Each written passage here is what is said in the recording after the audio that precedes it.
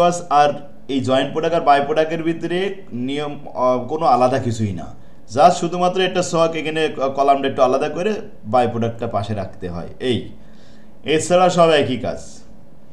2 নম্বর অঙ্কটা 1 নম্বর অঙ্কের মতোই সেম। এখানে দেখেন সেপারেশন কজ, এই ফার্দার কজ, তাও শুধুমাত্র এবির ভিতরে আছে, এক্সের ভিতরে আছে, ওয়াইয়ের ভিতরে নেই।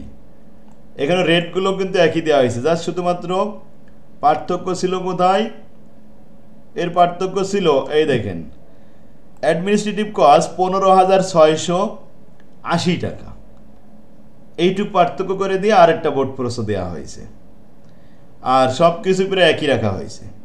এটা 1 নম্বরের সাথে 2 নম্বরে কিন্তু মিল আছে। যেমন আগে ছিল অ্যাডমিন খরচ 5,600 টাকা, আর 2 নম্বর অঙ্কে লেখা হয়েছে 15,680 টাকা, এইটুক পরিবর্তন হয়েছে। আশা করি এটা পারবে, 2 নম্বর পারবে তো। এবার আসেন 20 সালে আসছিল, এটা 15 সালেও দিছিল, 3 নম্বর অঙ্কে চলে আসেন। এখানে সেল প্রাইস, এখানে sale per unit at separation point, further processing করার আগেই কোনো খরচ না করে স্প্লিট অফ পয়েন্টে যদি বিক্রি করি তাহলে আমাদের 40 টাকায় বিক্রি করা যাবে, 64 টাকায় বিক্রি করা যাবে, 12 টাকায় বিক্রি করা যাবে, 10 টাকায় বিক্রি করা যাবে, রেটটা একটু কম হবে। কিন্তু যদি আমরা একটু ফার্দার কস্ট করি, পণ্যটা আর একটু ফিনিশিং করি, তাতে আমাদের খরচ হবে, রেটটাও একটু বাড়বে। আফটার ফার্দার প্রসেসিংয়ের পরে রেট হয়ে যাবে 40 টাকার পণ্য 60 টাকা, 64 টাকার পণ্য 120 টাকা, 12 টাকার পণ্য হয়ে যাবে 28 টাকা, 10 টাকার পণ্য হয়ে যাবে 16 টাকা। দাম একটু বেশি হবে, খুব খুশি হচ্ছেন তাই না? কিন্তু খরচ তো করতে হয়েছে, সেই খরচগুলো দেখতে হবে না। Cost of further processing cost কিন্তু এ প্রোডাক্টের জন্য 76,400 টাকা, বি প্রোডাক্টের জন্য 1,36,400 টাকা, সি প্রোডাক্টে 22,300 টাকা, আর ডি প্রোডাক্টে 5200 টাকা কস্ট হয়েছে। তাহলে এ বি হলো আমাদের মেইন প্রোডাক্ট আর সিডি হলো বাই প্রোডাক্ট, ওই উপরে বলে দিয়েছিল এ বি এটা হলো মেইন প্রোডাক্ট অ্যান্ড সি এবং ডি বাই প্রোডাক্ট। সবসময় কিন্তু প্রোডাক্টটা যখন একত্রে থাকে ওটাকে বলা হয় জয়েন্ট প্রোডাক্ট, আর যখন সেপারেশন হয়ে যায় তখন 2 ধরনের নাম হয়, মেইন প্রোডাক্ট আর বাই প্রোডাক্ট। এই অধ্যায়টায় নামই দিতে পারতো main product and by product, অথবা joint product and joint cost, এভাবে দিত। যদি আমার সিলেবাস লিখতে বলতো, সিলেবাসটা দায়িত্ব আমার থাকতো, আমি ওই নামটা দিতাম। কিন্তু এই জয়েন্ট প্রোডাক্ট বাই প্রোডাক্ট দিয়ে কোনো হয় না, নাম হয় না। দেখেন এখানে লিখেছে A B R joint product, না, এ বি হলো মেইন প্রোডাক্ট আর সি এবং ডি হবে বাই প্রোডাক্ট। যাক, 4টে প্রোডাক্ট, এই জয়েন্ট প্রোডাক্ট বাই প্রোডাক্ট নিয়ে আসলে কোনো কাহিনী না, ঝামেলাও নেই, সব একই রকম কাজ, একই রকম নিয়ম। তো আমরা যে ফার্দার প্রসেসিং কস্ট দেখলাম, এরপরে কি দেওয়া আছে, প্রফিট অ্যাট সেপারেশন পয়েন্ট। প্রফিটের পার্সেন্টেজ দেওয়া হলো 25%, 20%, 20% এবং 15%।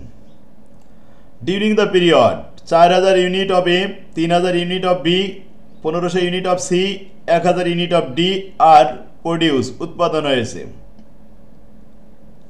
The joint cost of the product item is 2,86,400 টাকা।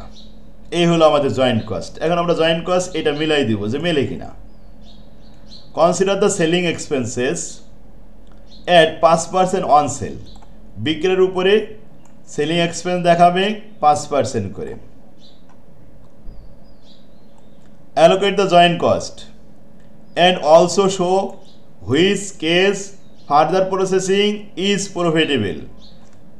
জয়েন্ট কস্ট অ্যালোকেশন করে দেখাবে যে also show which case further processing, কোন কেসটা ফার্দার প্রসেসিং করলে ভালো হবে, প্রফিটেবল হবে, সেটা দেখাবে। তো এটা দেখাতে গেলে আরেকটা শখ দরকার হবে, আগে জয়েন্ট কস্ট অ্যালোকেশন করে নিব, তারপরে এটা দেখাবো।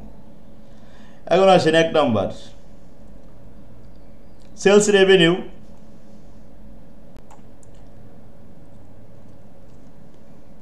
আফটার সেপারেশন পয়েন্ট রেট হচ্ছে 60 টাকা, 4000 গুণন 60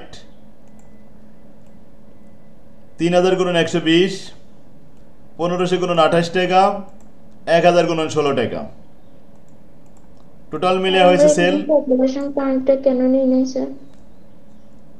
যে 40 64 ও আচ্ছা, হ্যাঁ, আমরা প্রথমে জয়েন্ট কস্ট অ্যালোকেশন করব, তো তো সেপারেশন পয়েন্ট এই বিফোর বা স্প্লিট অফ পয়েন্ট এটা আমরা নিব না, আমরা নেব ফার্দার, কারণ এর সাথে আমাদের ওই সেলিং কস্টটা সব দেখাতে হবে, ফার্দার প্রসেসিংগুলো বাদ দিতে হবে। যদি আমি সেপারেশন পয়েন্ট নিই তখন কিন্তু ফার্দার কস্ট বাদ দিতে পারবো না, এই জন্য আফটার সেপারেশন আফটার ফার্দার প্রসেসিংয়ের রেট নিতে হবে। নিয়ে সব সেল বের করলাম, এর মধ্যে প্রফিট আছে 25%, 20%, 20%, 15%, এর সাথে গুণ করে করে বাদ দিয়ে দিলাম। স্যার আবার একটু বলুন স্যার, সেপারেশন পয়েন্ট কেন নেই?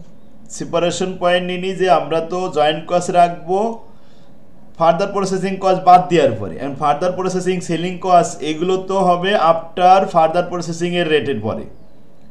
আফটার ফার্দার প্রসেসিংয়ের পরে হয়েছে না এই রেটটা, যেহেতু ফার্দার কস্ট ইউজ করব সেহেতু আমাদের এই after separation point after further প্রসেসিংয়ের রেটটা নিতে হবে, বিফোরটা নেওয়া যাবে না। স্প্লিট অফ পয়েন্ট এটা কি জিনিস?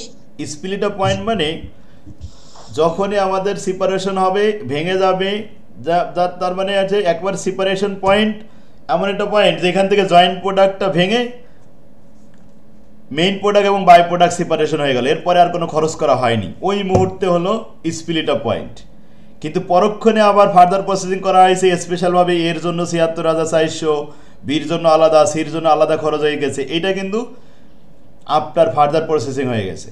এরপরে যে রেট হয়েছে 60 টাকা, 120 টাকা, 28 টাকা, 16 টাকা ইত্যাদি, এখন এই রেটটা নিয়ে আমাদের সেল প্রাইস দেখালাম।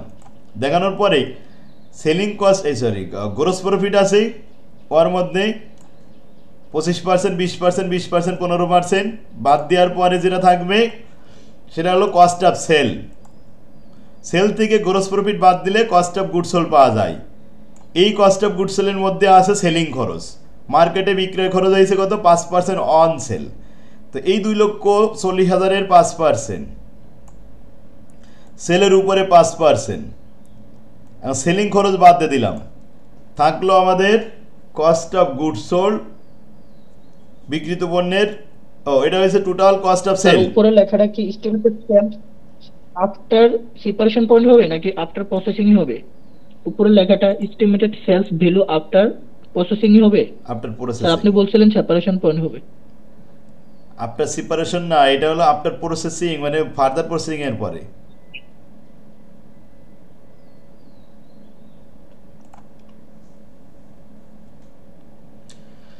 স্যার এখানে শুধু সেলস ভ্যালু লিখলে হবে না? কি হয়েছে? Estimated sales value after processing এই লেখাটা না লিখে শুধু সেলস ভ্যালু লিখলে হবে? না, আফটার প্রসেসিং লিখতে হবে, এই জন্য যে ফার্দার প্রসেসিং করার পরে রেটটা হয়েছে, তো এই জন্য নিতে হবে না, আর লেখা লাগবে না। সেলিং এক্সপেন্স 5%, এগুলো সব সেলের উপরে কন্টিনিউ করলাম, বাদ দিয়ে দিলাম, দিলে কস্ট অফ গুডস সোল্ড পেয়ে গেলাম। এরপরে ফার্দার কস্ট বাদ দিতে হবে, ফার্দার কস্ট আছে এখানে, এই লাইনটা কপি করেন, কপি করে এখানে বাদ দিয়ে দিলাম, ফার্দার কস্ট বাদ দিলে জয়েন্ট কস্ট পেয়ে যাব। এখন জয়েন্ট কস্ট দেখলাম যে 2,42,000 হয়েছে, কিন্তু আমাদের জয়েন্ট কস্ট তো এখানে দেওয়া রয়েছে 2,86,400, মেলেনি। যদি না মেলে তাহলে রিভার্স কস্ট মেথড করতে হবে। এখন 2,86,400 টাকা লিখে এবার আমরা অ্যালোকেশন করতেছি, 2,86,000 এটাকে ভাগ করবো 2,42,000 দিয়ে, আর গুণ করবো 91,600 দিয়ে, এই অ্যামাউন্টটা পেয়ে যাব। তা 2,86,400-কে 2,42,000 দিয়ে ভাগ করে 1,33,600 দিয়ে গুণ করলে এই অ্যামাউন্টটা পেয়ে যাব। এই কাজটা আমরা নিচে করে দিছি, 4টা ডিপার্টমেন্টের খরচ। ক্লিয়ার হয়েছে? এখন আমরা এই যে বন্টন করে দিলাম, মিলে গেল, ফার্দার প্রসেসিং একসাথে joint cost allocation clear, reverse cost method হয়ে গেল। আরেকটা পার্ট করতে বলেছে যে আসলে ফার্দার প্রসেসিং করলে কোন প্রোডাক্টটা প্রফিটেবল হবে 4টে প্রোডাক্টের মধ্যে। তাহলে এবার স্প্লিট অফ পয়েন্ট রেট আর ফার্দার প্রসেসিং রেট, এই দুইটা রেট তুলনা করব, তুলনা করে দেখব যে কোনটার মুনাফা বেশি। তার জন্য 2 নম্বর পার্টে আসতে হবে। প্রথমে লেখা হলো 4000 গুণ 60 টাকা, এটা হলো আফটার প্রসেসিংয়ের রেট। প্রথম গ্রোস সেলটা লিখলাম, বড় সেলটা। এবার যে ছোট রেটটা আছে সেটা sale value before processing cost. Before প্রসেসিংয়ের রেটগুলো ছোট ছিল, 40 টাকা, 64 টাকা, 12 টাকা, 10 টাকা। এই হলো আমাদের ছোট রেট দিয়ে সেল বের করা হলো। এবার এই দুইটার ভিতরে পার্থক্য হলো 80,000, 1,68,000, 24,000 এবং 6,000 টাকা বেশি বিক্রি করতে পারছি, তাই না? এইটুক বিক্রি করতে যে আমাদের অতিরিক্ত ব্যয় হয়েছে, কি কি ব্যয় হয়েছে দেখেন। যদি আমরা সেপারেশন পয়েন্টে বিক্রি করতাম তাহলে তো আর আমাদের ফার্দার কস্ট হতো না, সেই ফার্দার কস্টটা অতিরিক্ত ব্যয় হয়েছে। অতিরিক্ত ব্যয় করেই তো আমরা এই রেটটা পেয়েছিলাম। তারপরে আমরা যদি স্প্লিট পয়েন্টে বিক্রি করতাম তাহলে তো সেলিং খরচ হতো না, মার্কেটে নেওয়া লাগতো না, তো সেই সেলিং খরচটাও হিসাবে নিয়ে আসতে হবে। কারণ স্প্লিট পয়েন্টে বিক্রি হলে মার্কেটিং খরচটা হয় না, অ্যাডমিন খরচটা হয় না। এখন আমরা এই দুটো খরচ এক জায়গায় করলাম, ৭৬,৪০০ আর ১২,০০০, ৮৮,৪০০। ৮০,০০০ থেকে ৮৮,৪০০ বাদ দিলে আমাদের প্রথম ডিপার্টমেন্টে লস হয়ে গেছে। তাহলে এ প্রোডাক্ট সেপারেশন পয়েন্টে বিক্রি করলে মার্কেট প্রাইসটা কেন হয় না? স্প্লিট পয়েন্টটা হয় যেখান থেকে উৎপাদন হচ্ছে কারখানার মধ্যে, সেখান থেকে বিক্রি হয়ে গেলে পাইকারিওয়ালারা নিয়ে যায়, এটা মার্কেটিং খরচ করা লাগে না, এর জন্য অ্যাডমিন কোনো খরচ হয় না। কিন্তু যখন ফার্দার প্রসেসিং করে আমরা বাজারজাত করতে যাই তখন প্যাকিং করতে হয়, সেখানে ক্যারিং খরচ আছে, সেখানে আমাদের সেলসম্যানের খরচ আছে, সেইগুলো সেলিং খরচের মধ্যে অন্তর্ভুক্ত হয়। এখন এই দুইটা কস্ট বাদ দেওয়ার পরে প্রথম পার্টে লস হয়েছে ৮,৪০০ টাকা। দ্বিতীয় পার্টে আসেন, এখানে টোটাল কস্ট কত হলো, যোগ করে ১,৫৪,৪০০, ১,৬৮,০০০ টাকা বিক্রয় বেশি করে ১,৫৪,০০০ টাকা এই যে খরচ হয়েছে, তাতে আমাদের লাভ হয়েছে ১৩,৬০০। বি প্রোডাক্টে লাভ হয়েছে। সি প্রোডাক্টে এখানে আমাদের বিক্রয় বাড়ছে ২৪,০০০, খরচ বাড়ছে ২৪,৪০০, তো লস হয়ে গেছে ৪০০ টাকা। আর সি প্রোডাক্টে ৬,০০০ টাকা ইনক্রিজ হয়েছে বিক্রয়, কিন্তু খরচ ইনক্রিজ হয়েছে ৬,০০০, তাহলে প্রফিট লস কিছুই থাকলো না। তা কষ্ট করে লাভ কি? তাহলে ফার্দার প্রসেসিং করবো না, তো সঙ্গে সঙ্গে বিক্রি করে দিলেই ভালো করতাম। আচ্ছা, এখন দেখলাম যে প্রফিটেবল হয়েছে একটা ডিপার্টমেন্ট, আর 3টা ডিপার্টমেন্টে কোনো প্রফিট হয়নি, 2টো ডিপার্টমেন্টে তো লসই হয়ে গেছে। তো statement showing that the further processing is only profitable in case of product B. আমরা এই উপরে স্টেটমেন্টে দেখেছি শুধুমাত্র প্রোডাক্ট বিটা আমাদের এটা ফার্দার প্রসেসিং করে লাভ হয়েছে, আর product A and C will increase loss ৮,৪০০ টাকা এবং ৪০০ টাকা লস রেসপেক্টিভলি পর্যায়ক্রমে, and product D have no profit or loss. এখানে প্রফিট লস কিছুই হয়নি। So product A, C and D must be sold at split off point.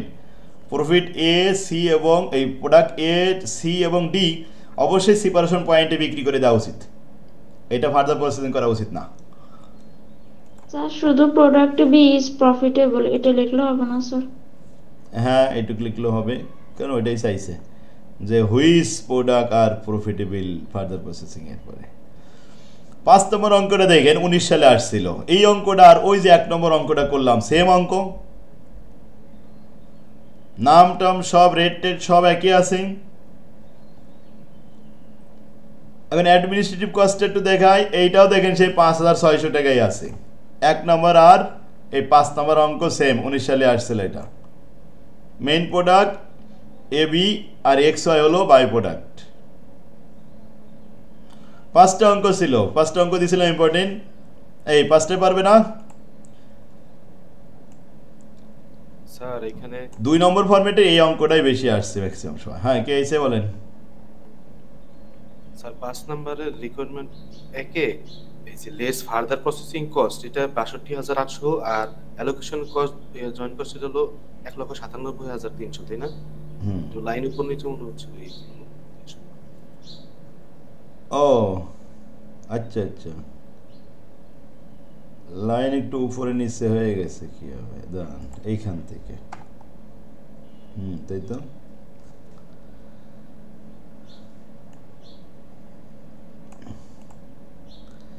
Total cost থাকবে এই লাইনে, এরপরে হ্যাঁ ঠিক আছে। স্যার একটু 2 নম্বর অধ্যায়ের ফরম্যাট 5 দেখবেন। 2 নম্বর অধ্যায় আবার কি হয়েছে? স্যার একটু করতে যা সমস্যা হচ্ছে সেজন্য একটু কালকে থেকে জিজ্ঞাসা করবো, স্কোপই পাচ্ছে না স্যার বলেন। এটা 4 নাম্বারটা লাগবে।